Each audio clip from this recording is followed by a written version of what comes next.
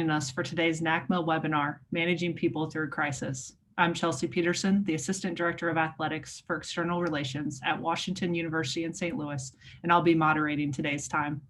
Joining our panel are three esteemed leaders, all currently serving as athletic directors, and it is my pleasure to introduce them. First, from University at Buffalo, Director of Athletics, Mark Allnut. Mark was named the Director of Athletics in 2018 and has nearly 20 years of experience in NCAA Division I.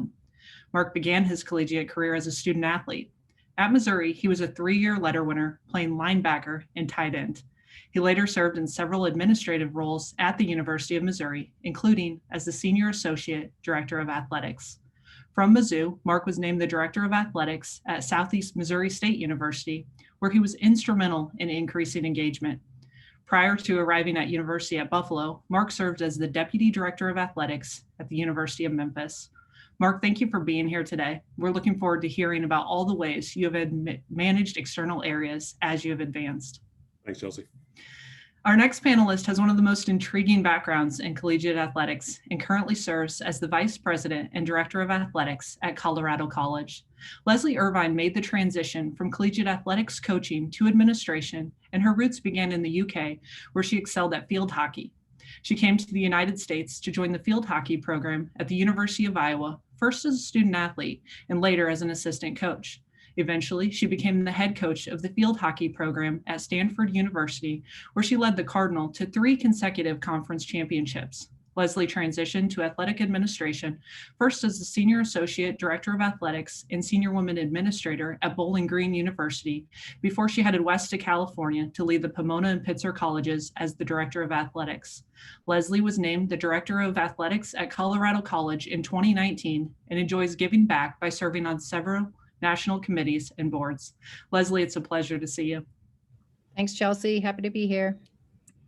Our final panelist, Erin McDermott, was named the John D. Nichols Family Director of Athletics at Harvard in 2020 and began her duties on July 1st.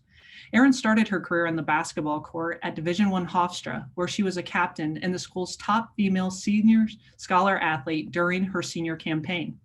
She made a stop at Columbia University, where she served as the Assistant Director for Compliance before heading to Princeton University for 13 years and rising to the position of Deputy Athletics Director. Following over a decade at Princeton, Erin was named the Director of Athletics and Recreation at the University of Chicago, a position she held for 7 years. In this role, Erin spearheaded several major milestones, including the first department-wide apparel deal and the addition of women's lacrosse as the institution's 20th varsity sport. I can't wait to hear more from Erin on her experience transitioning leadership roles in the middle of the COVID-19 pandemic. Erin, thank you for being with us. Thank you so much, Chelsea. Mark, Leslie, and Erin, we look forward to hearing from you today and learning from your experience in managing people through crisis.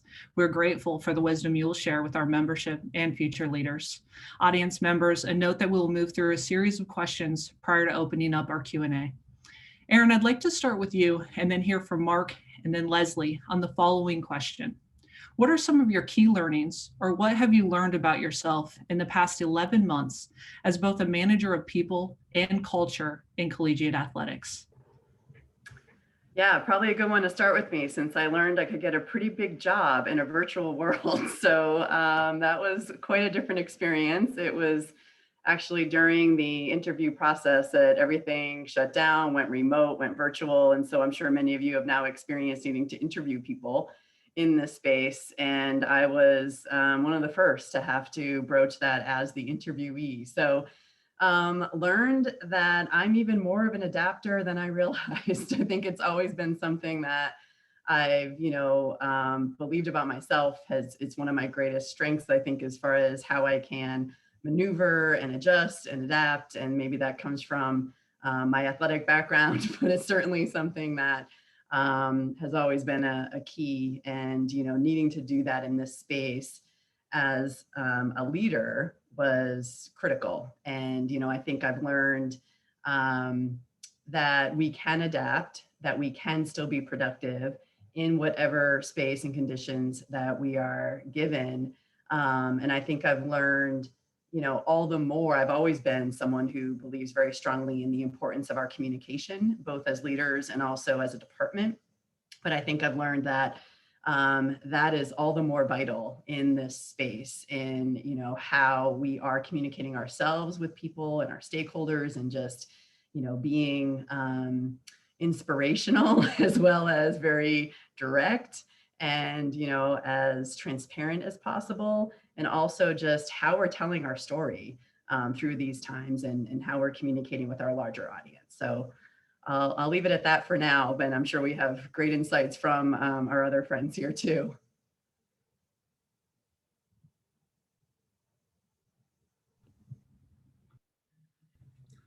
Well, for me, you know, what an incredible 11 months this has been. No one would have thought that day, March the 12th, Thursday, March the 12th, when the NCAA announced the cancellation of winter and spring championships.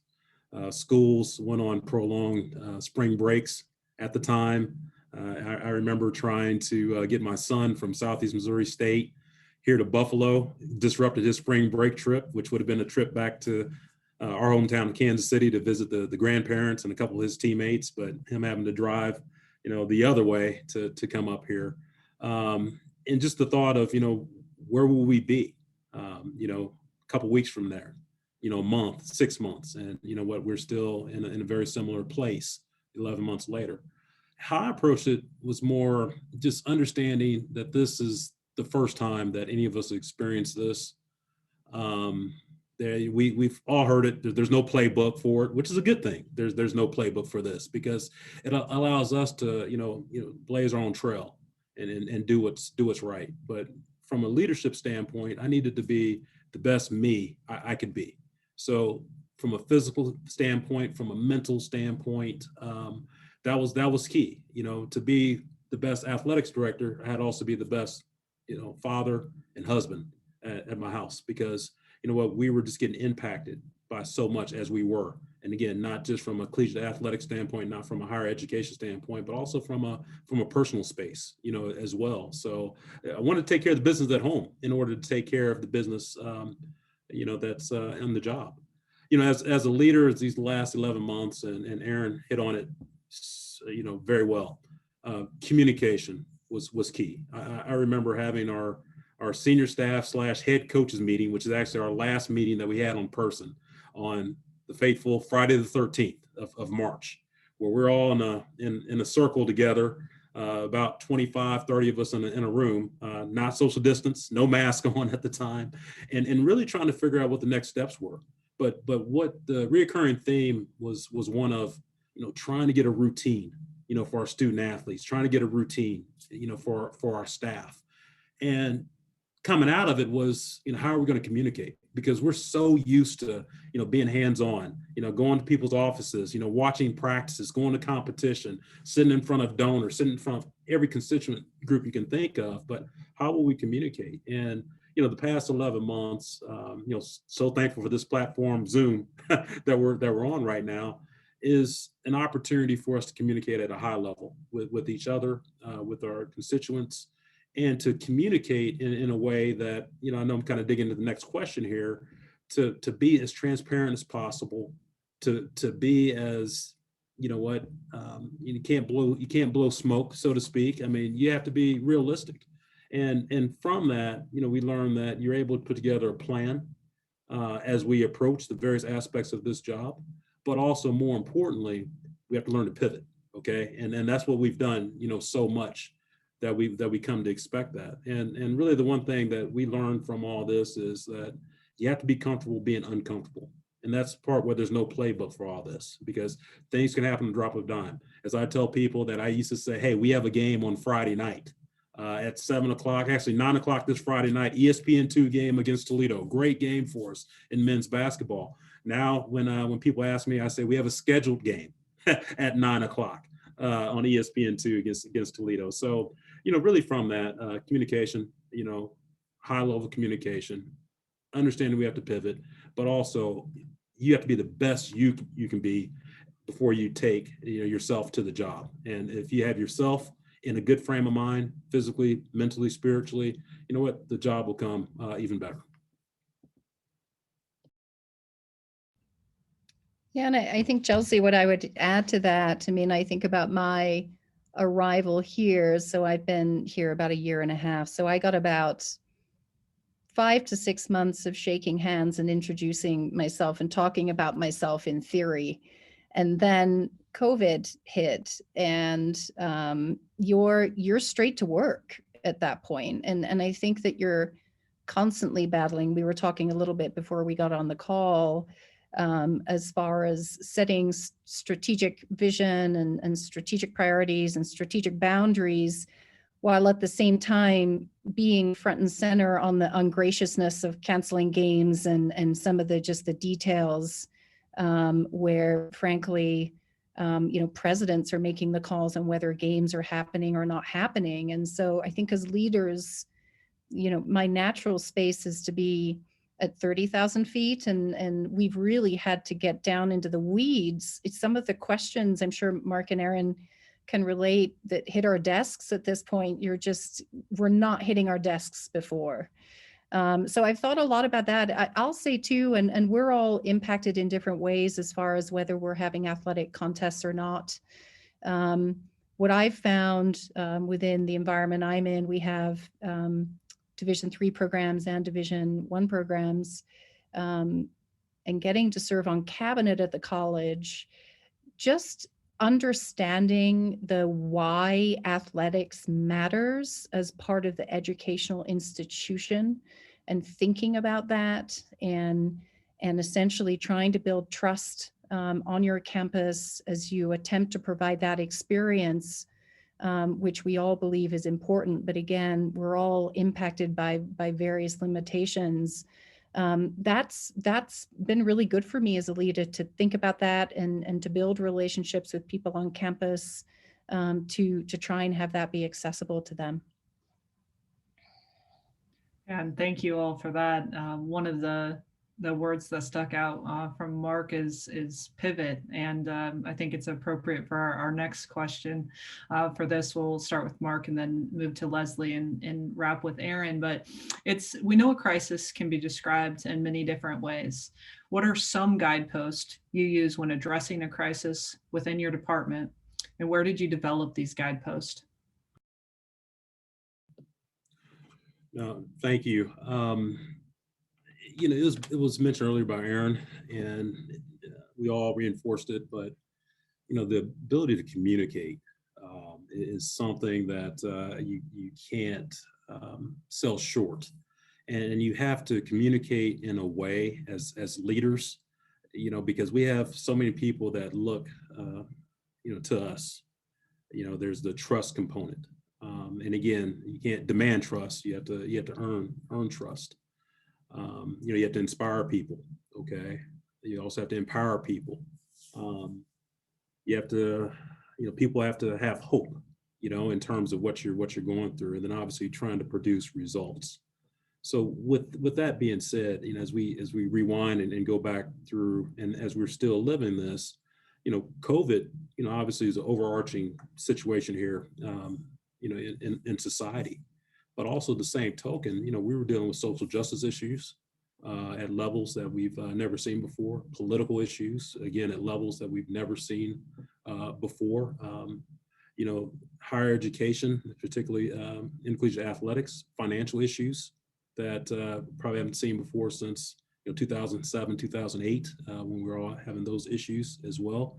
So when you look at it, the first thing that we had to do, and again, communicate in this format, is to communicate at a pace where it's frequent, but also too, it's in a matter where, you have to communicate details to your staff in terms of what as an AD, so that they're comfortable. And what I mean by that is whether or not it's information from cabinet meetings, from a campus perspective, whether it's not, it's updating, our staff on, what's happening from an NCAA standpoint, more specifically, what's happening from a Mid-American Conference standpoint. And then, what's also happened from a New York State Department of Health and the Erie County Department of Health standpoint in terms of, what we can and what we can't do.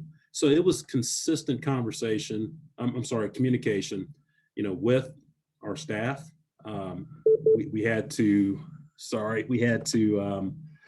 communicate at a more frequent level with our head coaches, with our exec team. And we had to obviously point to a direction in terms of, how we're going to move forward with this. From an external standpoint, with no competition that was happening, we had to pretty much reimagine how we're going to get content out to our fans, out to our alumni.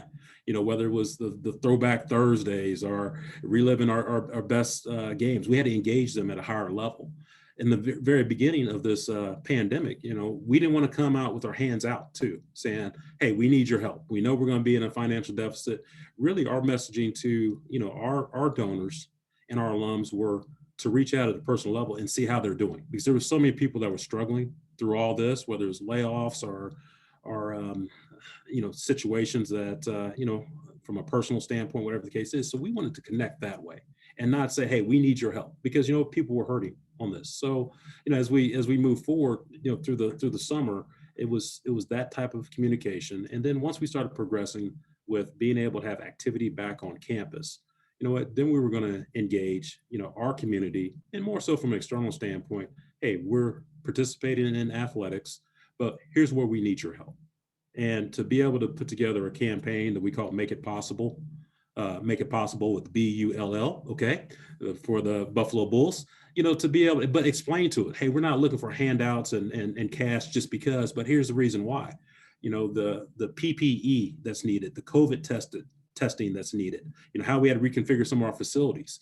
And by the way, we're not playing a football game against Ohio State, against Kansas State. The college football playoff money is going to be reduced. The basketball tournament money is going to be reduced. We need to offset some of these expenses. We're not going to offset all of our lost revenue, but we need to offset our expenses to give our student athletes the opportunity to compete. And that was well received. So that was again, the 11 months and how we handled the communication aspect of this. Yeah, I think I would build on Mark's example too. Communication has become so critical and so different during this time. I think about crisis, because I know part of the question is, crisis in general and how we define that. I think of some of the most challenging moments I've had pre-COVID in an athletic administration world. And sometimes those things happen live, real time, where you'll see people shuffling in and out of an office, or you'll see that people are aware that something is happening and it's creating anxiety or concern. So I think I wanted to throw that out there, just as far as leaders. I think we always have to be aware of those things and to make sure that you're pulling the people in that you trust, that you can just say, listen, this is what's happening right now, and I need you to clear my schedule. And I think the former coach in me is you try and be calm and collect through what could be difficult times. So then let's translate that into Zoom, which actually allows you to do a lot of work. I'll come out sometimes at 5 o'clock and someone will say, well, actually not 5, but whatever. And someone will say, I didn't even know you were here today. And I said, I've been on Zoom since 8 a.m. this morning in my office, right? Getting some work done. So this communication piece has become, you have to be really, really intentional about it, making sure that the people who need the information and be provided that, because it provides a lot of anxiety, I think, at this point around people just not knowing what they're doing.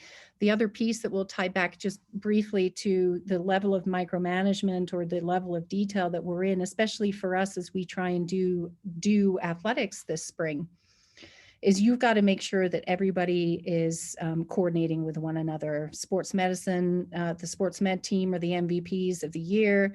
They're making sure that everything is approved and ready to go, but that they're coordinating with your events ops people who are coordinating with your communications people. So I've tried to make sure that I create space and intentionality around making sure they're all talking. So I think I would echo Mark's piece just around the external comms on all of this. Yeah, absolutely. I completely agree. And I guess I would just, on a crisis and how you even figure out what a crisis is, I think, because sometimes, especially I have learned in my short time at Harvard, that maybe some things that develop here at Harvard become what feels like a crisis that may not have really felt like a crisis even when I was at Princeton, just because you're in a different market Harvard has a name that is symbolic of the area, that, you know, anything that maybe felt like it wouldn't have blown up at a level that becomes something that, you know, Boston media gets a hold of. And I think too, just because we're in this time and there's maybe not as much different kinds of news to report on other things, that it also becomes a story. So you have to be vigilant and aware, as Leslie said, about the internal kind of things that might start to flare up, and make sure you have a good handle on, and make sure people understand like when it needs to get to you as far as managing a crisis and trying to mitigate that as much as possible, but also being acutely aware of those things that maybe just because of where you sit and, you know, where your place is in relation to any other landscape, knowing the spread that it might have with your local community, but also your greater community is important, you know, as you're thinking about managing these things. And I can't stress enough, as both have said, communication on this, being very clear about, you know, what this is, how you're managing it, what the expectations are, what the plan is moving forward. You know, you can't get every specific thing perfectly right all the time. And part of this on the fly stuff that Leslie brought up, of things might be happening in real time. You know, we can't be perfect, but we have to be as clear as possible on, you know, what it is we want to see and what it is we expect to see, and how we are actually moving forward through this. And I guess, you know, as has kind of been discussed in our present time, you know, we're one and about the only, being the Ivy League, that we're not competing. And that message has been incredibly challenging to convey to, you know, those that care, which, you know, it's not, and I think it starts to flip to this, well, maybe the Ivy League doesn't care about athletics, or the view the athletic you know, experience as being valuable, as Leslie alluded to earlier, on your campus. And that's not at all the issue. It's a philosophical difference about the Ivy League, in that athletics is going to be viewed as, you know, part of campus, as part of the educational process. And as long as other things aren't operating in a more normal way, it's really not within our philosophy for athletics to happen in a way that's not consistent with how other things are happening on campus. And I think that can be turned to, well, you must not care. And that's not it at all. It's just not in the philosophical fit. So, you know, that message of how we're talking to our alumni and our donor base, and how we're, you know, and as Leslie said too, I guess the idea that we're being brought more into a granular level, where I am really taking the lead on much of that communication. They're hearing from me directly, our student athletes, our coaches, our full staff, our alumni and donors and parents. You know, whereas typically you could maybe delegate this a bit more with how things are communicated and who's the lead on those things. But it's been really important, especially being new to the role, for people, I think, to hear from me directly, and then that be reinforced by others. But it's a delicate and really important message. And again, to just make sure that, you know, we're speaking kind of consistently and, you know, with one voice on these things is really important to just preserving, I think, the culture that we have and our future, as far as, you know, when we are able to move forward and being able to bring people back into our community in a way that we really do value greatly. And thank you all for touching on the external component of your answers. I heard the words intentional and communication. And Erin, I actually reached down and typed this note out of something you said. We can't be perfect, but we have to be as clear as possible. And I love that.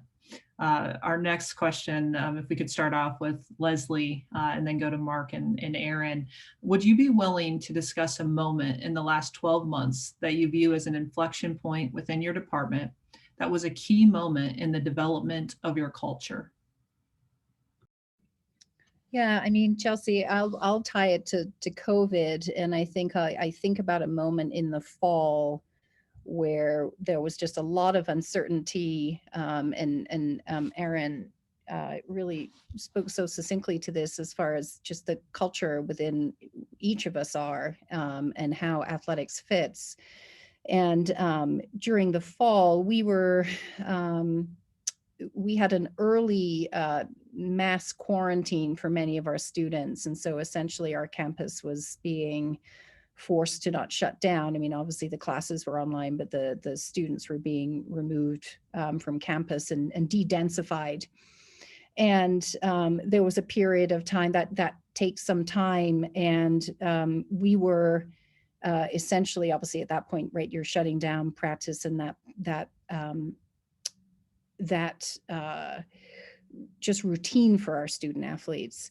And so what we found as we found many of our students stayed within the city and essentially moved off campus, but stayed within the city of Colorado Springs. And as we went through that turbulence with our students in working with cabinet leadership, and I know someone had kind of asked about building relationships with other people on campus, I think that this has been an extraordinary time to do that. We were able to build some trust on campus to essentially, at the time when the students left campus to live off campus, they weren't able to access campus facilities.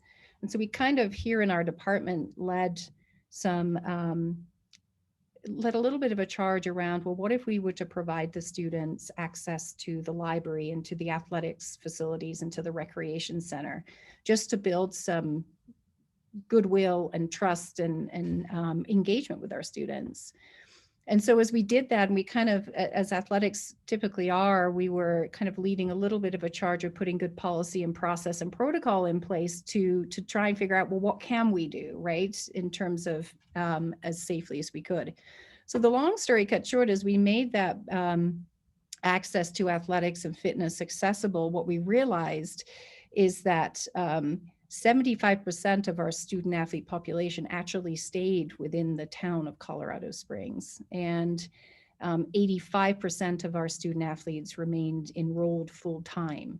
And so it became just very, it was a moment as we discussed that at the board level of why it matters and how, even certainly on the Division III side, the importance of athletics as far as retention and student engagement. So I think I think about that moment as really, we were able to build some trust around that too on our campus. And so that was a moment that really had people starting to think that we might be able to do this.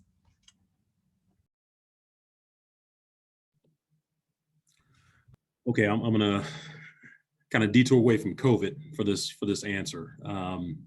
You know, again, as I mentioned in my opening statement there, you know, about there was a lot of stuff going on in the past 11 years, 11 months. Seems like 11 years sometimes, 11 months.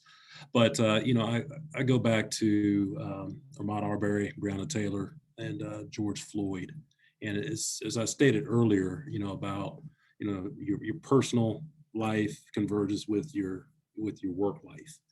And for me, it was what was happening in Minneapolis, you know, affected me personally, affected my daughter, you know, as well. And I knew my she's going to be 16 here, so help me, please, next week. But I knew if it was affecting her, that was also affecting our generation of student athletes, you know, as well. So I put out a statement. Oh, nice cat there, Aaron. I like that. I put out a statement, a personal statement, that Friday night when all that activity was happening. I had a conversation with our president's chief of staff and about encouraging the president to come out with a statement as well. Again, a statement just reflective of our values of diversity, inclusion, equity, and he did that Saturday evening when all that was happening. And I remember I reached out to my assistant and said that I wanted to arrange a head coaches meeting on tomorrow, and this was on a Saturday. And her first response back, "Hey, do you mean Monday? Tomorrow's Sunday." I was like, "No, I want us to get together on Sunday." And I tell you, that was a key moment, right there, because it was a 2-hour Zoom meeting with no script, us just talking about social issues. Got emotional, got passionate. I mean, you have people that are on there that, one statement, which I respect the statement, was, "Hey, I'm a white male from Wisconsin. I don't know what it means what it feels like to be an African American, male or female. And from that discussion, it led to all of our coaches having meetings with our student athletes, individual and team meetings with our student athletes, not just our student athletes of color, but all of our student athletes. I joined in on a few of those, which it was good to hear, their thoughts and what direction we should go. And then more importantly, was able to arrange through our campus. Again, we talk about partnerships on campus. Our June full staff meeting was one that we brought in counselors to talk about this topic, and even more importantly, we broke into different breakout rooms, and we shared with each other. We had questions. There was some concerns, obviously, but the most important thing was dialogue. We had dialogue. I'm fortunate to be at an institution here that takes a lot of pride in what we do from a diversity standpoint, and we were able, from that moment, to be able to create our Stronger Together task force, which is a combination of staff, coaches, student athletes that are, again, putting together action items, for our department, which has gone very well. We talk about surveys. We threw out our first survey, back in the fall, and from a participation standpoint, it was over 90% of our student athletes and our staff participate in this survey. Again, just as more of a climate study, but also to give us direction. So from our culture, again, which we take pride on, I thought that was a key moment. Us, myself, getting our coaches together to have these critical conversations. And the good thing about it, they've been ongoing. So it wasn't just a one and we're done, but it was the start of something special for us. Yeah, and sorry about that intrusion. Seems to happen in the more serious moments where my cat Storm decides to be true to her name and kind of create some kind of disruption. So sorry about that.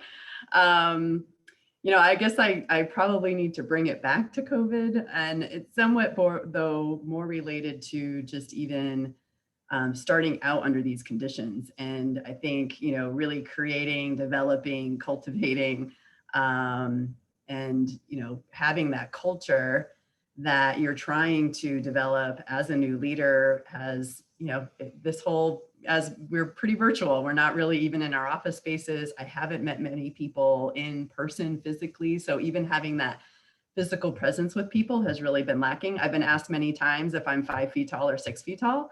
It's closer to the latter, but so it's just not having that familiarity with people and trying to lead at a time like this, has given me a whole new level of challenge, being a leader. So I would say the moment where I felt like, where I thought it was a critical juncture, kind of teetering on really trying to build this trust and credibility with people who, some knew me through others or from other experiences. Some didn't know me at all. And, we've got 42 varsity sports at Harvard. So there's a lot of people who are resting on how I'm managing this, what my direction is.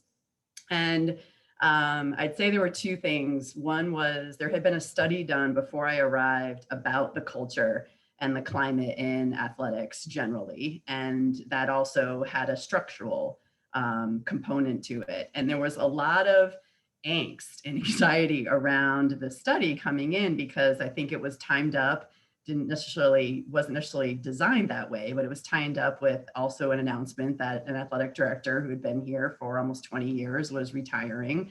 And I think there was a lot of just concern about what did this all mean? Where was this going to land? Was a new athletic director going to come in and just kind of, start all over again? And being able to, when I felt it was appropriate, that I had a good handle on what that study really said, what the outcomes of it were, I shared what that was. Again, the transparency piece of this, and communicating very clearly and directly that I shared with everyone really what my take on that was, and any decisions moving forward about structure, about who we are, about culture would be mine. And they weren't going to be based on, a study, although it was a really helpful tool coming in to have for sure. But I think to take away this anxiety around what it really meant, what did it look at? It didn't at all look at, evaluating if we should have 42 varsity programs, that was a big concern out there. If that was part of it, that wasn't. So I think just being able to share that, I felt, even though it's virtual, this kind of calming down of the temperature and some of that, taking away in this so uncertain time, taking away as much uncertainty as we can is really important for us to do. So as I could remove those layers of uncertainty, I tried to do that. The other moment I would say, and it just kind of calls upon how sometimes we as leaders need others in our operation to step up and be a leader and, kind of assist and help us in building the culture, is in the first big kind of all coaches meeting that I had that was talking about this decision not to have competitive seasons in the fall. Mainly that was the first one. And clearly, there were people going other places, going in different directions. And we come into the winter and it's the same thing. And so have this meeting just to try to convey, hey, this is where we are. This is why we're here. This is, the whys behind this decision. And, I felt like it could teeter in either direction. There was a lot of obviously emotional reaction to that. There was a lot of upset and hurt feelings about that. There was a lot of disappointment attached to that. And I'm trying to kind of do my best with, responding to all of those things. And Tommy Emiker, our men's basketball coach, actually stepped up and he said, "You know what, Erin, if you don't mind, I have something to say." And I said, "Great, I don't have to talk for a little while. That would be awesome." And, he was great. And he stepped up and he said, "You know what?" He said, "This is all obviously immensely disappointing to all of us, but, we're in this place and we're here because leadership has decided this is what's best for us right now for good reasons. And we have to trust Erin as a new athletic director. We have to trust our president. We have to trust, the presidents of the Ivy League, that these decisions are being made for the right reasons and for what they think is important." And, it just, again, calmed it down tremendously and it wasn't in an effort to silence people. It was truly an effort, I think, for Tommy to hear, for him to be able to say to his peers and be able to lend that, hand of just the message being delivered.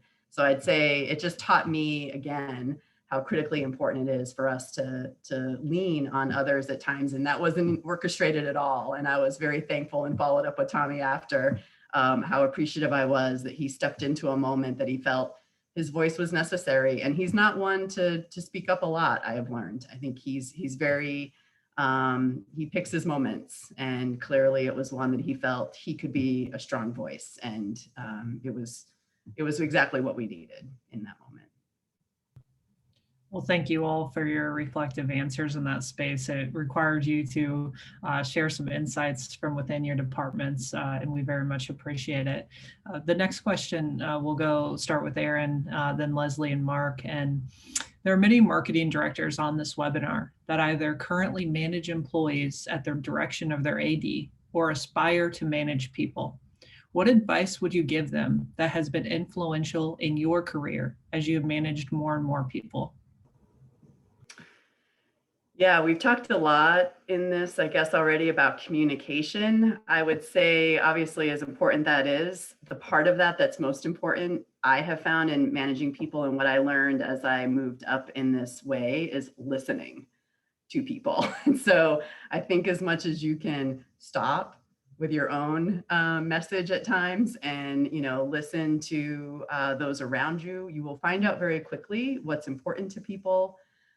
What really, matters in all kinds of ways. I mean, Mark has shared some personal things and, and clearly family, what is happening in our country is very important to him. And I think as much as we can learn about those kinds of things around the people that we do work with is really just important with building that relationship and trust and credibility and having the openness of communication and listening to people is really the most important part of that. And I think for me has what, especially from a coaching perspective, I didn't coach. I wasn't a coach, but I feel like I have listened so much to coaches and have been around them and our student athletes so much that it almost feels like I've coached. I certainly can understand, what's important to them, what is going to really be at the end of the day, how they want to see something, happen, or what they could live without, and what they really are kind of non-negotiable. So I'd say the listening piece, because what that brings into it is being able to be more empathetic, being able to be more compassionate, and truly just understanding that you don't really, even though you might be able to share, some personal information, you get to know people, it's rare that we really know everything that's going on with people. There's, typically lots that people are dealing with in many different ways. And so I think just being able to sometimes, just know that you don't always know what's going on with people, and to be able to give one a benefit of the doubt, but also, that empathy and compassion, to not make assumptions, and, just know that we sometimes have to delve a little deeper to really understand what's going on. So, I think it all comes back to communication, but so much is about listening and really trying to understand what's truly, important to people. Yeah, Chelsea, what I would say, and to build off Erin's point, making yourself accessible has been really important, and definitely a conscious strategy of mine, knowing that just how crazy busy we all are. And so setting boundaries around, I'd say with the people I work with or the coaches, it's amazing. Everyone's texting each other because we're all spending all day on Zoom calls. And so if somebody wants me, I'm like, well, text me. And if I need to talk to you, I'll jump on a call. So I think making yourself available one-on-one to people, I think, is so critical. And this is where I'm former Division I coach, and I believe that you have, Erin, one of the first things she said is reference being inspirational. I do think that it is absolutely part of our responsibility to show up to work and be the voice of hope, not oblivious, but the voice of hope, and to get your team moving forward. And I have to say that sometimes takes more cups of coffee than it used to. And I think that there's a lot of people, there's a lot of reflection going on in the athletic industry. And I sure do know I love this job, because you've got to be passionate about what you do. So it's a really interesting time to lead. It is, because I sometimes listen to myself in meetings and I can't decide whether I'm being empathetic towards the person, but at the same time telling the coach, you can't be a passive participant of COVID. You have got to still lead, right? I know that so many of the decisions are now on my desk, but I need you to do that, right? Bring solutions, and really just trying to keep people motivated and inspired. It does for sure require an adjustment on goals. I came here to CC to build championship culture. I believe we can do that.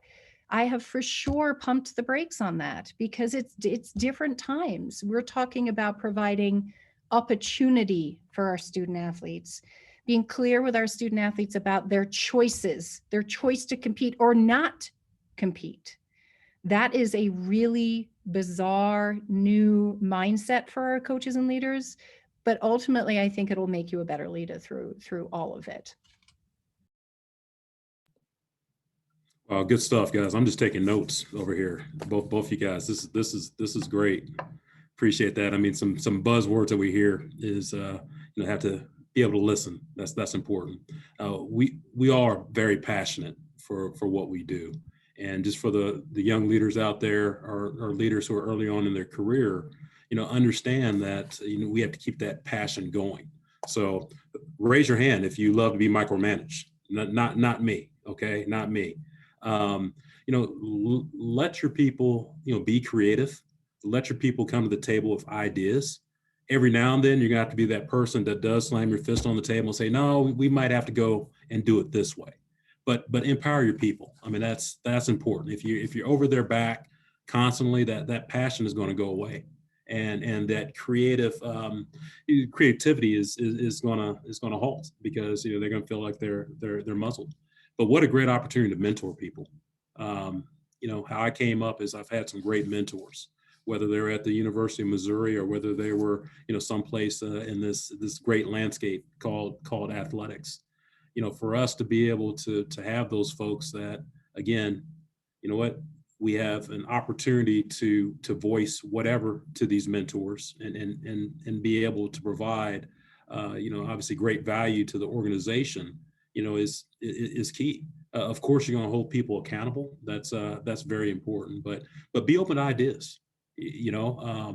There's a lot that's changing within collegiate athletics, and we can spend a whole another hour on NIL and new transfer policy, or those opportunities that are going to be happening soon. But for us to be able to kind of bring in the next generation of leaders, we have to adapt. Generation X is different than Generation Z, and we have to understand that as we're marketing to folks, as we're communicating to our external audience, that it's a blend of all those people. And, we can't be stuck on, hey, this is how we've always done it. It works because, our fan base is this certain demographic. Okay, great. But, we have to open up to others as well. So, that's my advice. Let people create, let people run with whatever they're tasked to do. Obviously, you're there as that guardrail to be able to help them out. You're there to hold them accountable. But at the end of the day, that passion has to keep burning. And in order for that passion to burn, it's them knowing the opportunity they've been empowered to do what they're tasked to do. Thank you, Mark, for that. And Leslie, one of the takeaways from your response is that making yourself available and accessible, and that doing that is a concentrated effort. I think that's really, really important. The second part of that to be available is a concentrated effort. I do want to get to a few questions from the audience. So I'm going to ask one more of our questions for the panelists, but audience members, if you'd like to start dropping a few questions into the Q&A feature, feel free to do that at this time. This question, Mark, we'll start with you, and then Leslie and Aaron to wrap. And it's the audience today falls primarily under the umbrella of external operations, including marketing, ticketing, communications, and more. The management of external audiences during times of crisis is a critical element of success. What is your philosophy on communication to fans, donors, and other constituents when a crisis involves a topic these audiences are passionate about? As mentioned earlier, again, just depending on the crises, and as we've defined crises during this period is more what we're going through from a COVID standpoint, which means a total disruption in terms of what our fans are used to. So, for us, it's more so a philosophy of engagement.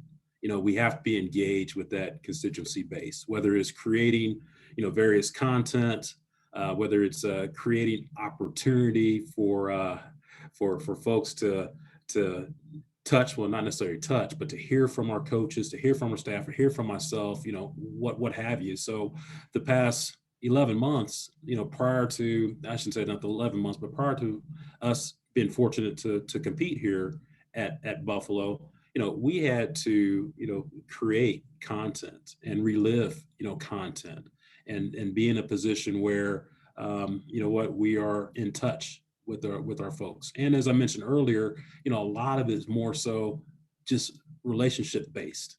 It might not be, about us winning the MAC championship in basketball a couple years ago, or us winning our first bowl game, whatever the case might have been. It was as simple as, how are you doing? How's the family? How are you holding up? That created, more ROI for us by having those personal touch points with people than anything ever before. Because again, you're kind of reverting back to that human element as we're all going through this, and we're all struggling. So as I would tell folks out there, communication is key. Constructive communication, a strategic approach as well. And now we're not just throwing things out, just throw things out. I mean, we did have a very in-depth calendar, during this summer and early fall period before competition, in terms of, what that reach out was going to be and how we're going to, connect with our people. Yeah, Chelsea, I would just say intentionality is really important. I think about hockey here for us is a big deal. It's really big in Colorado Springs and Colorado College, and we've had a couple of team quarantines, and just had some things that when this happens to, say, your men's basketball program, the Gazette is not calling, but when it does with hockey, they are calling. And so even trying to manage within our own department who is who's reading about themselves in the newspaper and who isn't, and why is that the case? So I just think intentionality. I think anytime you can be proactive to some people that you trust is really important. So they're not hearing, there's certain people that as something happens, they need to hear it from you, or it's going to be bad. So you have to have that list, and I encourage you to kind of manage up for that. So if you have to ask your president, is there any other donors that I'm not thinking about that I should call to give a heads up on this? So in that spirit, I would also say tailored communication. Think about, mass communication in certain spaces is fine, but I think breaking it down into how is this going to be received? How should we be communicating this? How is it going to impact that particular group? I find to be really important. I mean, when we launched our annual fund rebrand a couple of weeks ago, right? There were certain people who got that email from me the day before personally to say, I want you to know that this is about to happen. And I think that helps build relationship and investment, and they appreciate it. So that's what I would say. Yeah, I think Mark and Leslie really hit on everything as well as we could. I'd say, I think, again, this is an area, especially when you're talking to the people who are most passionate about what you do, that we're collaborative and coordinated on this too. So, whether it's from a marketing office, a communications office, a media, digital strategies area, that we are, consistent and kind of speaking with one voice, so we're not confusing our audience too. And that's just making sure that even though we might sometimes have different mechanisms for what we're doing, that it's kind of a unified front as far as a mass communication is concerned, especially with social media and those things now. But I can't also stress as much that, both Mark and Leslie hit on as far as the individual communication that's important in this, and certainly, as Leslie said, giving the heads up to those. I mean, I think I've been really leaning on the development office here at Harvard to let me know, okay, who are those critical donors, whether we were in COVID or not. That's a critical part when you're walking into something, to know who do you need to start building those relationships with right away. So then when it comes to crisis, you do have that ticker list and you've already built up some rapport before. Unfortunately, I had kind of the confluence of both crisis and just getting to know people at the same time. So, I've done probably a good 10 targeted, donor visits a month. So as I enter into I'm in 7.5 months or so at Harvard, I've probably had 75 to 80 just individual conversations that are a combination of, hello, this is me. This is what I think is important for us to be focused on, especially at this time, but here's what I'm thinking about for our future. And as Mark said, just like, and how are you? What's going on? Where are you right now? What's going on with family? So many of them have children who are at home and, not in school, and, really kind of, I think, very appreciative to have the opportunity to share that with someone who's not in their immediate circle. So, I think the personal touch of these things is always important, and all the more so in a crisis kind of situation, and letting people know ahead of time who are really important stakeholders for you when those things are coming out, I think is can't be stressed enough as well. Hey, Chelsea, can I add one thing on that? I know that question is more geared toward the external communication piece, but it's so valuably important that any communication that goes external, it's communicated internal first. So your people aren't hearing it via social media or via the 6 o'clock news or whatever, or maybe from a donor, whatever the case might be. So again, we talk about intentionality, but very intentional in terms of that communication process from an internal standpoint, and even from a student athlete standpoint too. So at the end of the day, so much surrounds them. And we had an unfortunate situation in the Mid-American Conference where when we initially decided not to participate in fall football, that was a leak from one of the media, national media pundits that was out there, where our student athletes saw that first. So, there's 12 institutions that were scrambling to try to alert their head coaches and then their student athletes. So, again, when we talk about intentionality, just make sure that the home base, knows what's happening first, and then be able to communicate that outwardly as well. Thanks, Mark, for touching on the importance of intentionality. It is one of the 5 words that I wrote down as the most common that we've heard throughout our time today.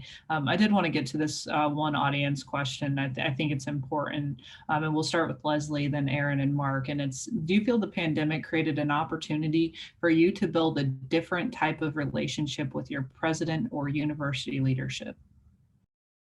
Yeah, I mean, I'll say briefly to this. The first piece would be yes. I think this has been the year, or at least from my experience, of the committee and committee work, because as we started out with the COVID campus approach, there were all sorts of committees formed to be thinking through collaboratively about how we can build policy and procedures. So through that work, several of which I led, I got to know so many people across student life, advancement, admissions. It was really fun to get to work with them, even in work outside of athletics. I think we've all had to lead in ways on campus that we're really just chipping in and rolling our sleeves up. So I think that's important. The piece on the president, we have an interim president currently. And so I've been working directly with our interim, and it's been a lot of fun.